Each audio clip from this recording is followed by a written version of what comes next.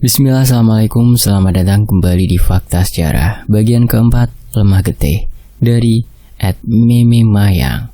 Dan sebelum lanjut, mari kita doakan untuk Mbok D. Al-Fatihah. Surat Allahumma shalli ala Muhammad. Ini dia selengkapnya bagian keempat, lemah getih.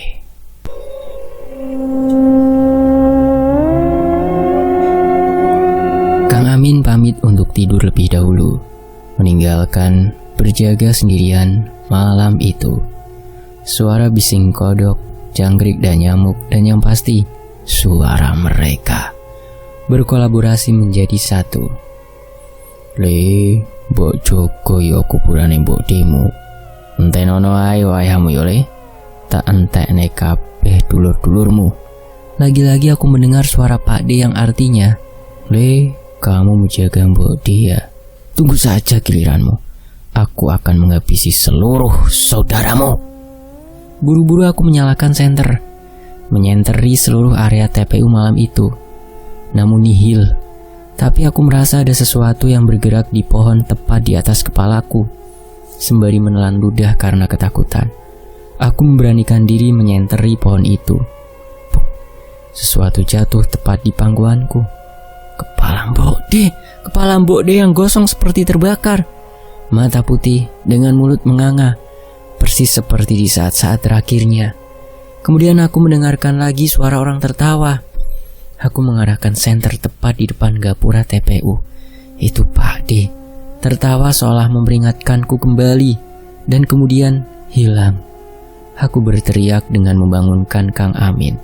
Anehnya, dengan hilangnya Pak D, kepala itu kini juga hilang. Kang Amin kemudian bangun dan menenangkanku. Kemudian aku menceritakan yang kulihat saat itu. Kang Amin hanya diam. Dan kemudian ia pamit untuk pergi ke arah sungai belakang TPU. Aku rasa ia sedang bertapa untuk mencari tahu sedikit banyak apa maksud perkataan Pak D.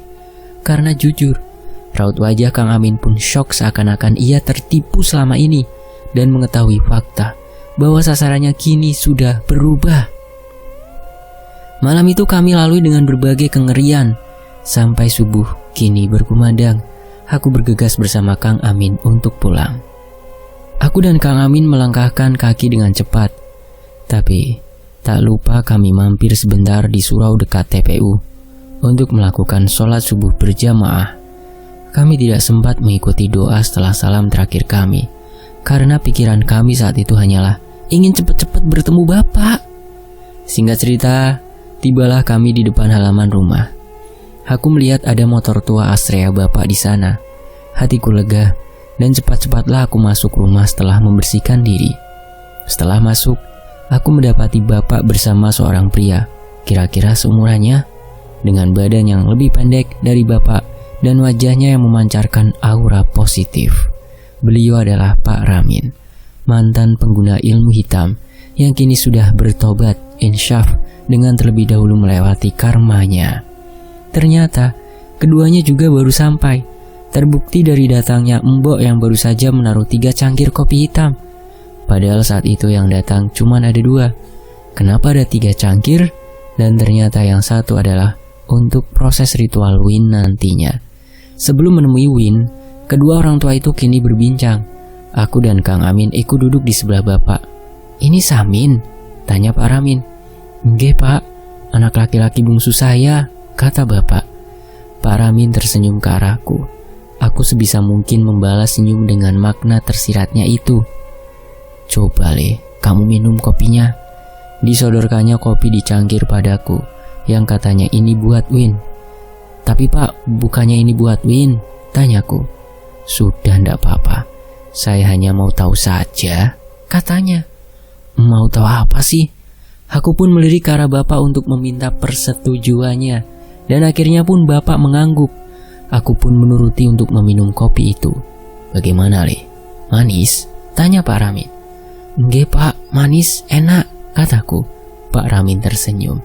Dan kini ia menatap ke arah atas kepalaku bersama dengan Bapak. Walah, pantes. Aman Kang Demun ini Samin? Dari sampean? Tanya Pak Ramin ke Bapak.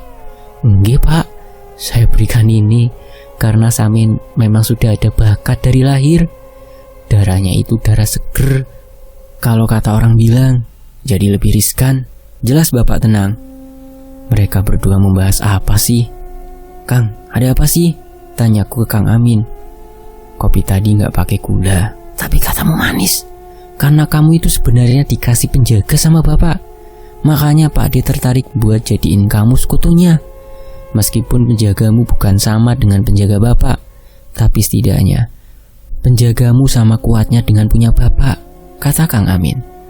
Aku semakin melongo.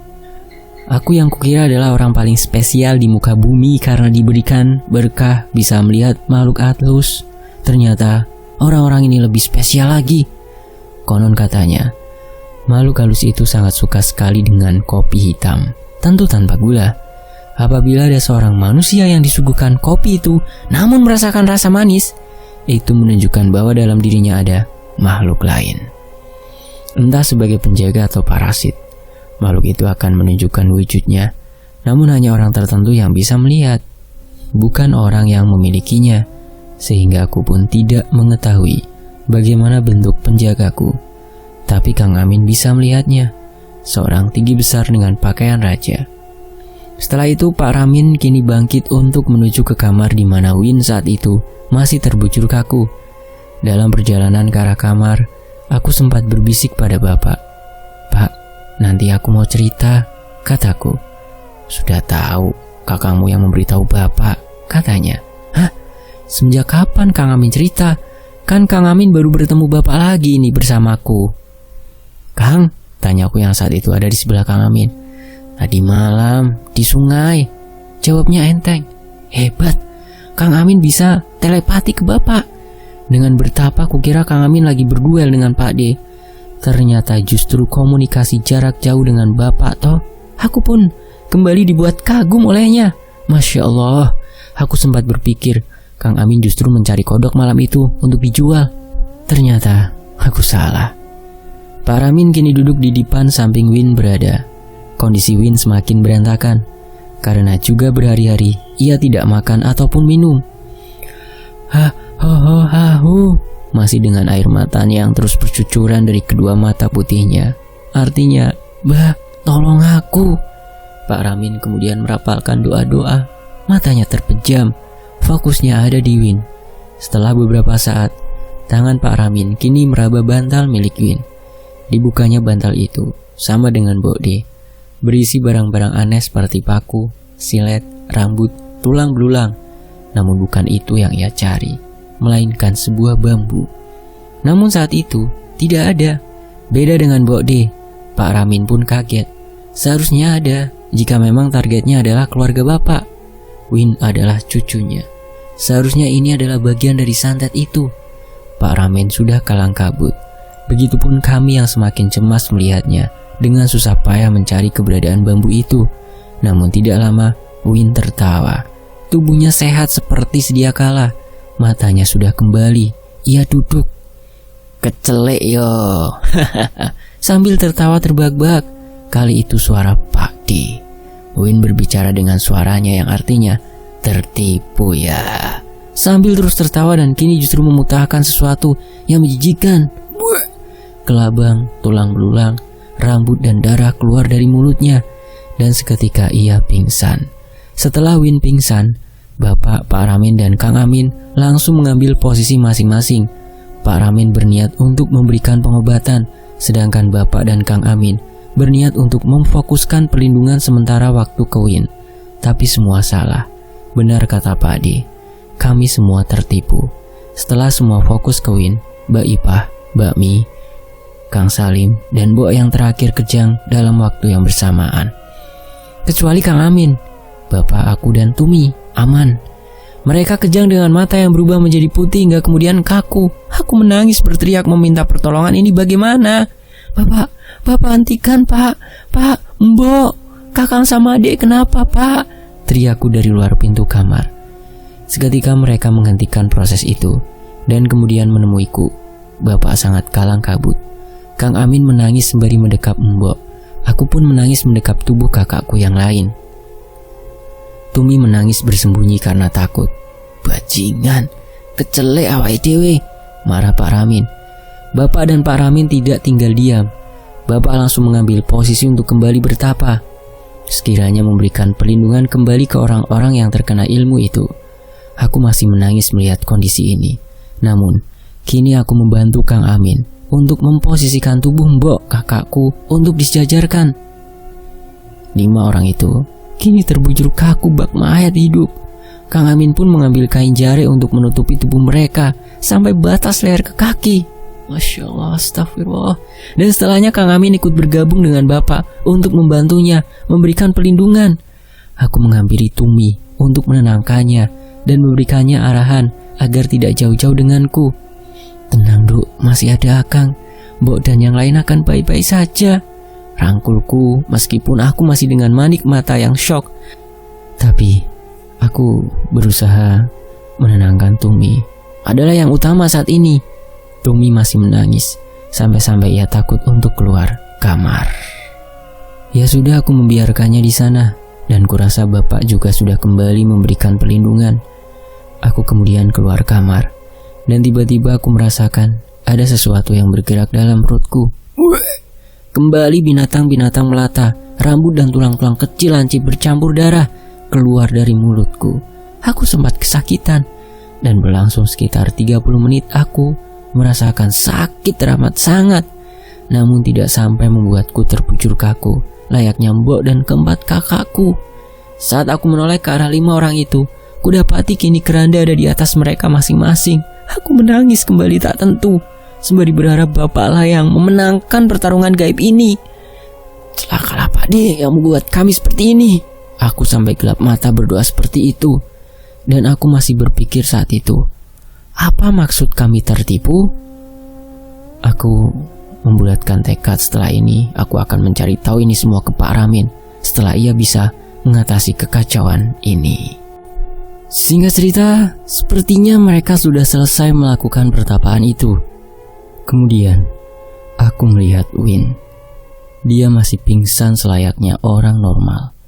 Sudah tidak kaku, mata juga normal terpejam, mulut yang mengatup. Namun mbok dan keempat kakakku yang kini masih dalam kondisi memprihatinkan. Namun keranda itu kini juga hilang. Dengan hilangnya keranda, aku memperhatikan perut mereka berlima membesar dengan tubuh yang menyusut kurus, persis dengan orang terkena busung lapar. Namun masih dengan mata yang membuka putih, mulut menganga, badan kaku, namun tidak bisa bicara apapun, hanya bisa menangis. Syukur, setidaknya jiwanya masih ada, pikirku kala itu. Buru-buru Bapak mengajakku ke depan untuk berbincang bersama Pak Ramin.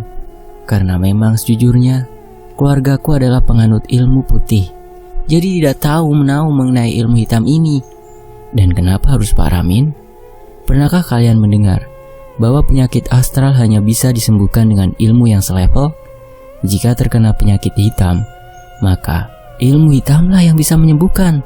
Konon katanya, jika terkena penyakit ilmu putih, maka ilmu putihlah yang bisa menyembuhkan. Tapi kan ilmu putih jarang mencelakai orang kan, ya nggak? Sementara itu, jadi gimana Pak? Apa yang dimaksud Kang Diran kami tertipu?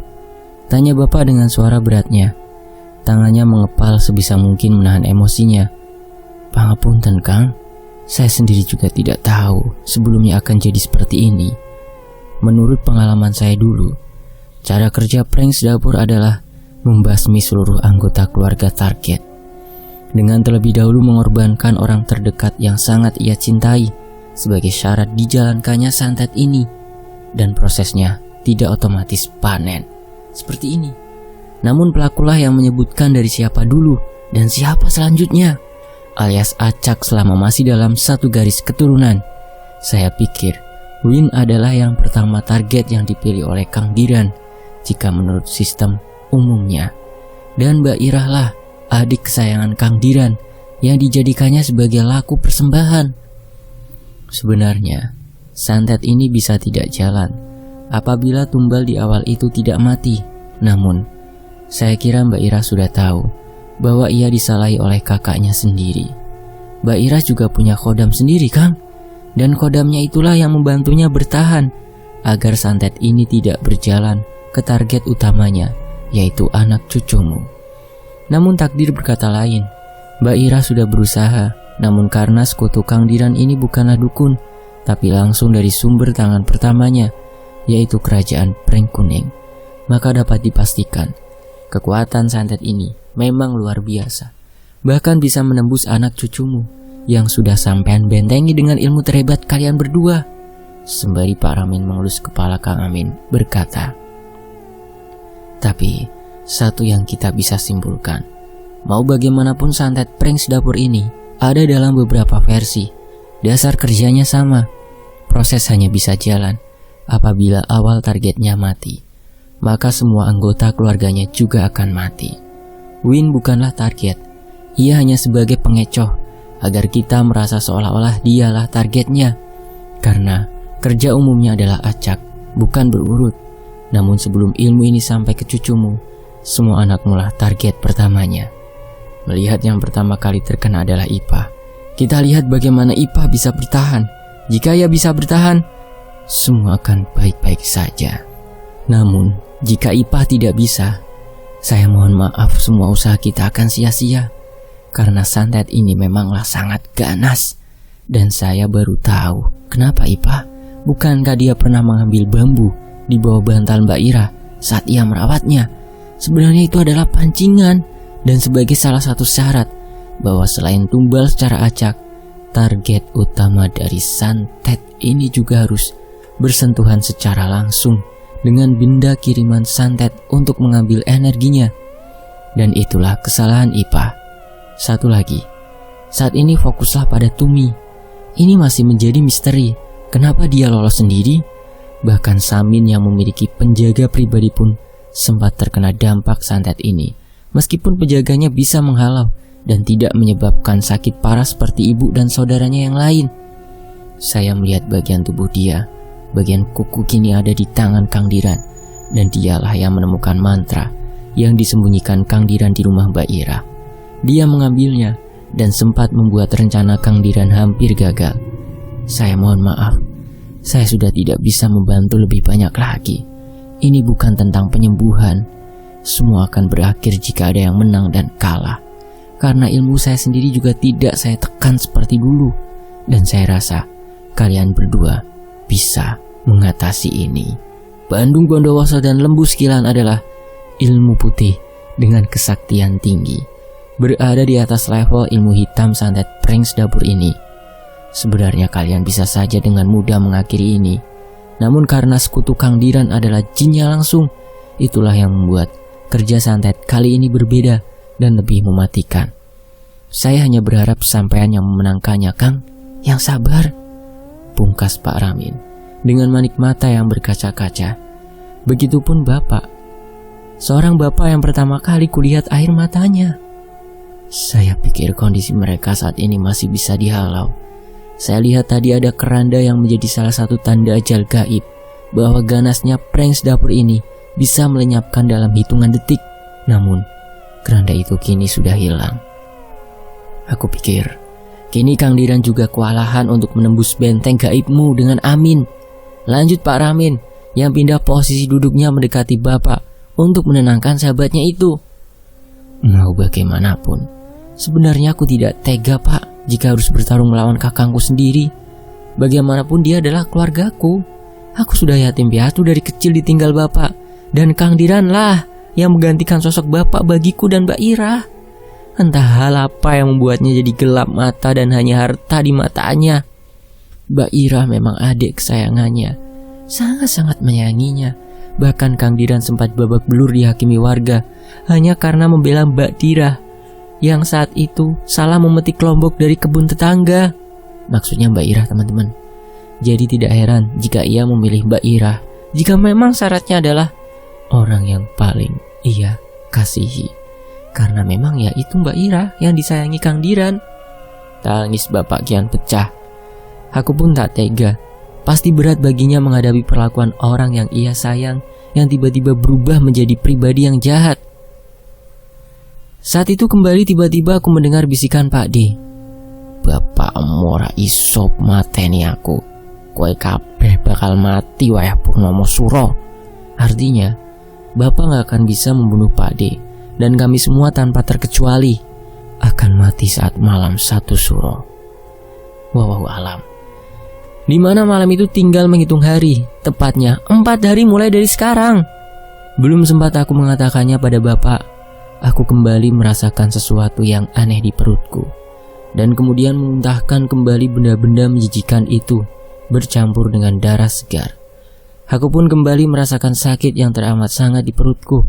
Bapak dan Kang Amin bergegas untuk menggotongkan dan melakukan mantra untuk melindungiku. Begitupun Pak Ramin yang membantu untuk meringankan rasa sakitku malam itu. Setelah beberapa menit, akhirnya rasa sakit kian pudar. Namun sisanya masih terasa. Aku lemas dan diberikan perintah untuk berbaring saja. Namun aku masih sadar saat itu. Bapak terlihat sangat marah. Feelingku mengatakan, Bapak menemui Pak D. Bapak terlalu sembrono.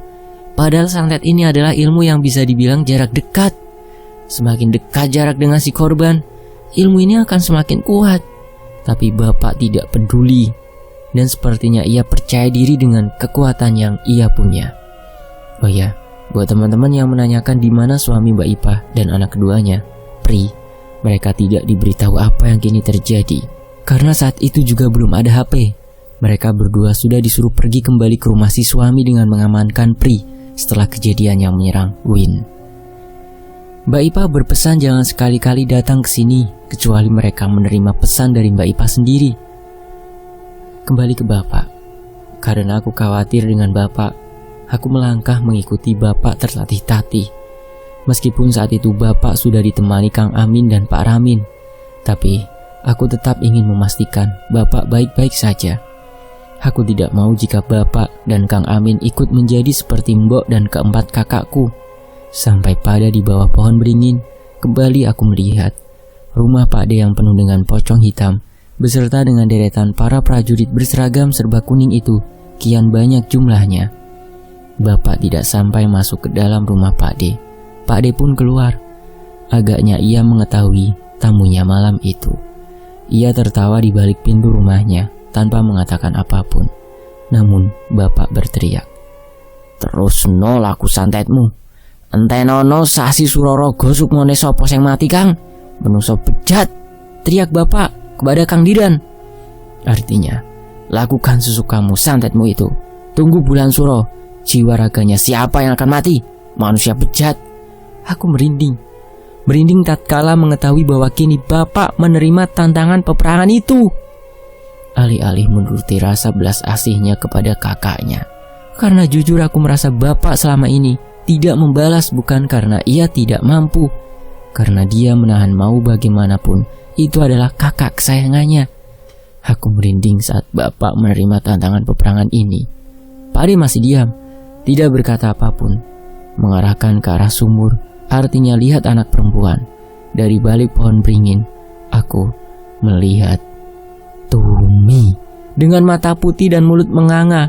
Ia berdiri di samping sumur dengan tangan yang meraba-raba tali timba sumur itu.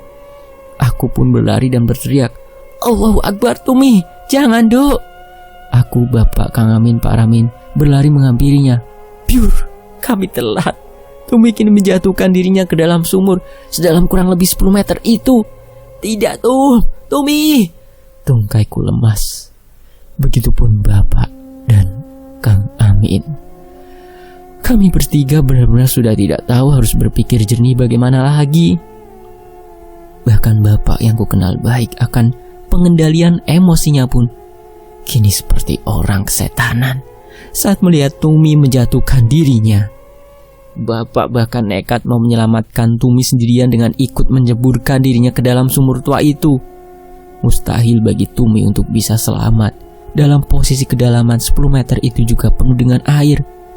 Beruntung kala itu Pak Ramin menahan Bapak, menenangkannya untuk kemudian mencari bala bantuan. Pak Ramin kemudian langsung datang ke balai desa malam itu dengan tujuan menyebarkan pende atau berita melalui toa untuk mencari bantuan. Kala itu, semua warga berbondong-bondong datang ke sumur untuk bersama mengeluarkan Tumi, baik hidup maupun mati. Sampai akhirnya, segala upaya telah kami lakukan. Tubuh Tumi kini berada di permukaan. Aku langsung memeluk tubuh bungsu kami yang malang. Bungsu kami yang kini sudah tidak bernafas. Bungsu kami yang sudah wafat. Tangisku pecah, sepecah-pecahnya. Aku tak kuasa menahannya, karena Tumi adalah adik kesayanganku. Tubuhnya kini tidak kaku lagi, justru lemas dengan mata yang tertutup. Innalillahi wa inna ilaihi raji'un. Kami tidak menceritakan kepada warga yang saat itu berkerumun memadati sumur. Kami diam membisu bersama rasa sesal yang kami emban masing-masing. Andai saja aku saat itu tidak mengikuti Bapak, andai saja aku bisa menemani Tumi di rumah, hal ini tidak akan terjadi. Begitupun Bapak dan Kang Amin. Aku yakin saat ini mereka juga sedang merutuki diri sendiri. Andai saja mereka tidak termakan emosi dengan meninggalkan Tumi sendiri, pasti hal ini tidak akan terjadi. Namun semua hanya pengandaian sebagai imbas kata penyesalan. Saat itu, akulah yang menggotong tubuh Tumi untuk terlebih dahulu kami bersihkan di dalam rumah, sembari menyiapkan segala bentuk persiapan pemakaman.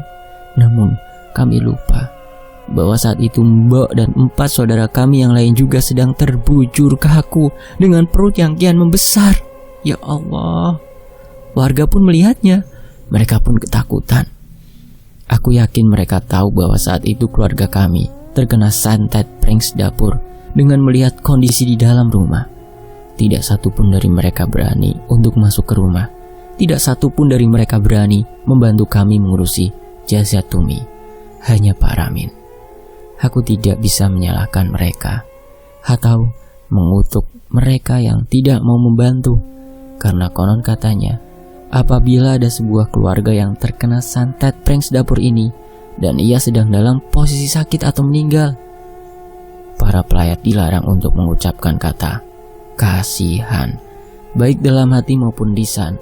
Hal itu dapat menyebabkan kutukan itu juga mengenai keluarga pelayat yang saat itu mengucapkan kata kasihan pada korban. Juga beberapa ada yang percaya, bahkan untuk melayat saat jenazah masih ada pun sebuah pantangan. Boleh melayat apabila jenazah si korban santet sudah dimakamkan, untuk menghindari kutukan tersebut mengenai dirinya.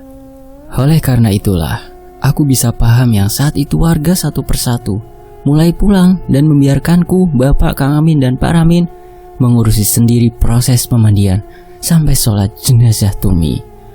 Kami dengan sisa tenaga kembali mengurusi jasad Tumi, membersihkannya, menyiapkan pengkafanan, memandikannya, dan menyolatkannya. Aku mengerti sekarang kenapa hanya Tumi yang terkena kutukan dengan cara yang berbeda. Media kuku. Pade hanya memilih bagian tubuh Tumi, bukan kami yang lain. Ini hanya asumsiku bahwa Tumi tidaklah dimusnahkan hanya sebagai bagian dari proses pembinasaan satu keluarga ini. Pasti ada alasan di baliknya. Alasan apa yang disembunyikan oleh Pak D? Cari tahu di bagian berikutnya hanya di Fakta Sejarah. Saya pamit, wassalamualaikum warahmatullahi wabarakatuh. Terima kasih untuk @mimimayang.